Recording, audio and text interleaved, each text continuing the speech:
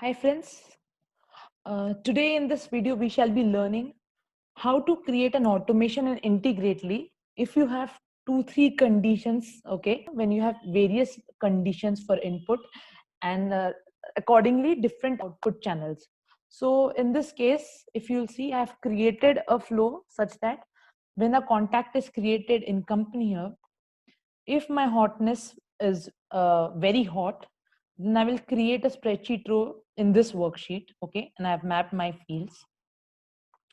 So if it's not very hot, then it can be hot. So if it's hot, it will create a row in this spreadsheet. Else, if none of the two is being met, then it will create a row in another spreadsheet. I have 3 different sheets mapped here. Okay, you may also be using update certain thing, and that field value might be changing. So let's see how we are going to build this automation. Let's start from scratch. So first, my apps will be company hub and sheets. Okay, now I'll say when a contact is created, create sheet row in sheets. I'll say go. Since I want to add conditions and multiple steps here, so I will click on yes. Let's add connection. Okay, my form is, the record is fetched. Now I'll say check condition after this. Okay, this is our first step where I said it has to be very hot. So here's our filter. We'll say the hotness should be very hot. Okay, one thing to remember here is whenever you write, this field has always to be manually written, because if you will map it with some field, since the entry record will change, your filter value will also change. Hence, you must always manually write the value here. Okay, don't worry, it's not gone, it's fed in the system. So I will say if it is very hot, create a row in, okay, I've found my spreadsheet, create a row in integrately, and my worksheet here is ch. Okay, I'll map the fields quickly. We're taking the name here.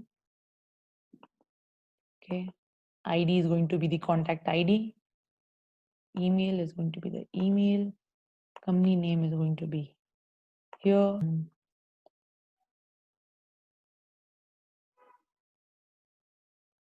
Yep, and the hotness, I'll say VH. Okay,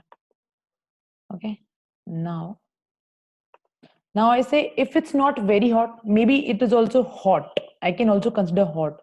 So for this if, I need an else. Okay, now do not add the condition over here, because this is not your last condition. You have a third condition which says even if this is not met, then you will go for the last step. So what we do is click here and say check condition after this. So I'll say the hotness is hot. Okay, click anywhere, and then I'll say add another app. We're going to add sheets here, but a different worksheet. Okay, create row, we need to add connection. Okay, it's the same spreadsheet. Okay, this time it's a different worksheet. Let's map quickly. Name, contact ID, email, name. You see the fields will differ as per your requirements. Okay, and I'll say it's H. Click. Okay, now so I will say else. So here again I may add another if, that it could be cold or it could be warm, and then another else, but I'm fine, I just want to put 3 filters here. So I'll directly click here and say add another app. Again I'll say sheets. Okay, do this, create row, add connection.